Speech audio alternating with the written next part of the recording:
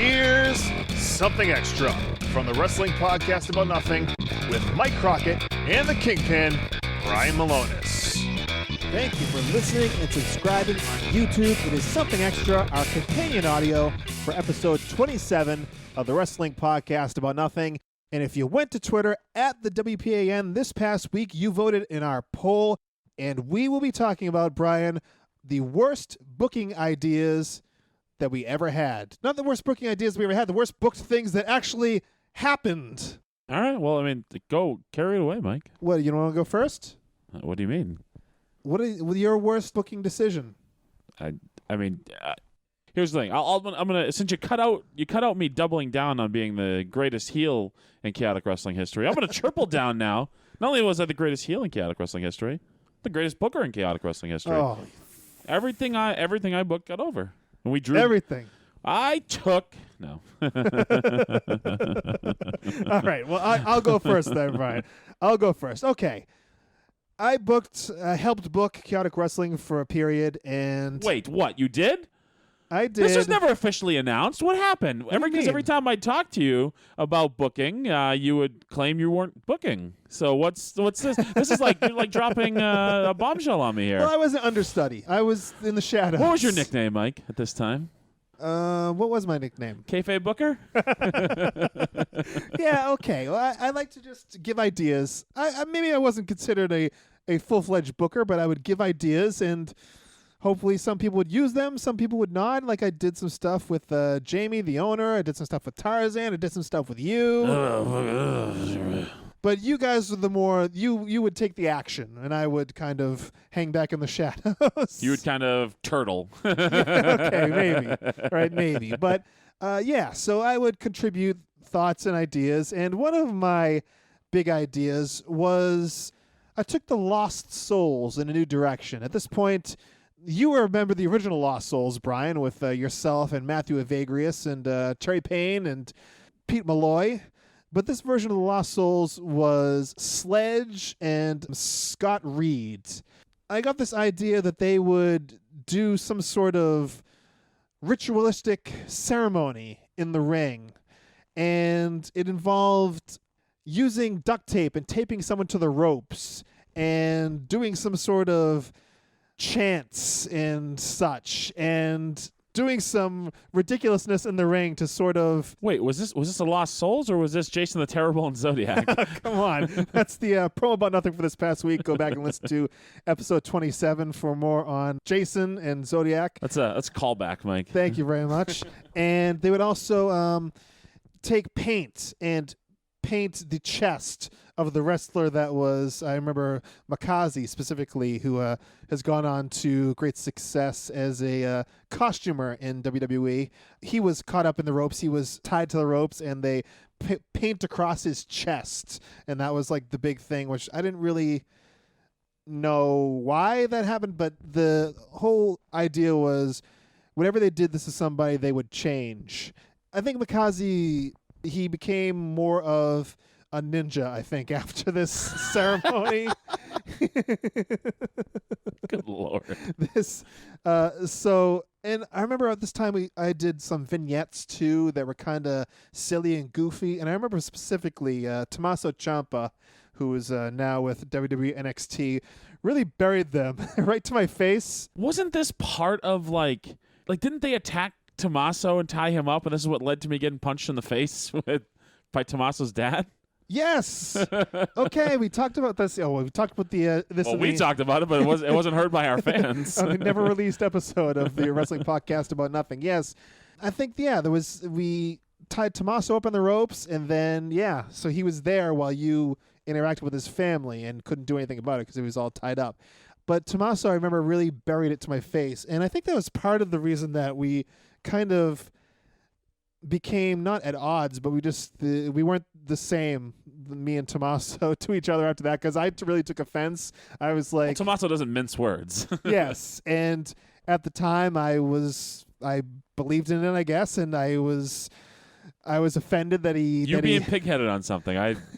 This does not sound familiar at all to me. I didn't really enjoy the way he was coming at me with it, and it kind of soured me. I mean, Tommaso kind of had I wouldn't say heat, but we didn't like, we were friendly in the past, and we didn't really talk that much after that. And I kind of I held some ill will after the way he buried this thing that, as it turns out, looking back, it was terrible, and it should have been buried. Maybe some of these vignettes could be a future promo about nothing.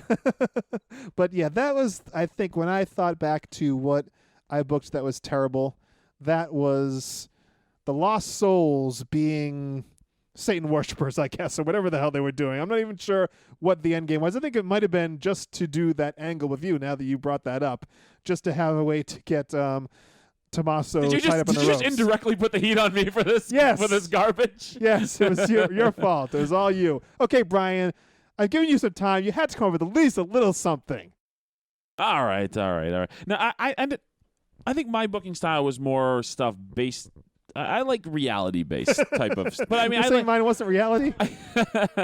I'm much less into the cartoonish type of stuff like that in wrestling. Right, and we talked about this with Todd Sinclair, just the kidnapping angle. It just doesn't get over, especially in the independents. Yeah. People just don't buy it, and people didn't really buy this.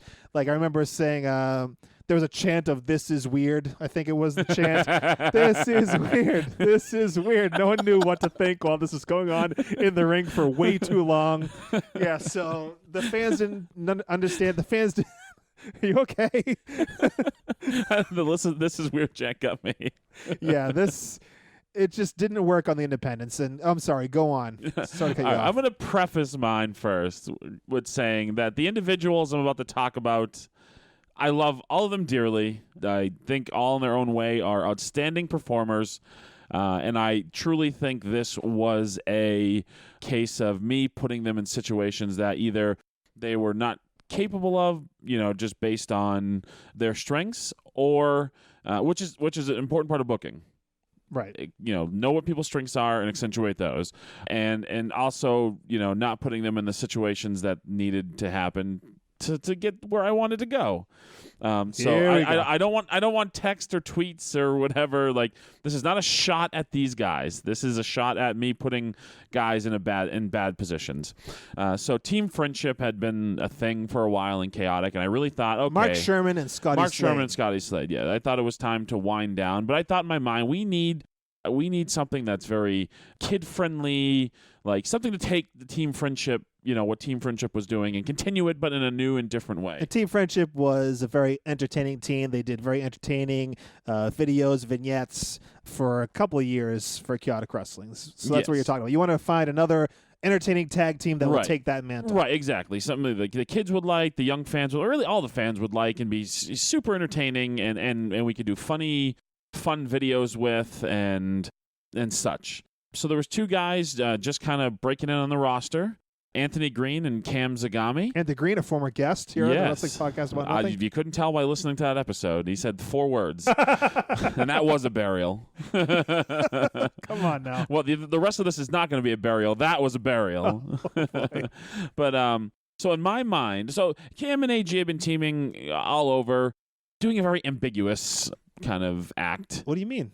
Oh, very ambiguous, which I think is a passé concept in 2016 when it comes to professional wrestling gimmicks, for various reasons.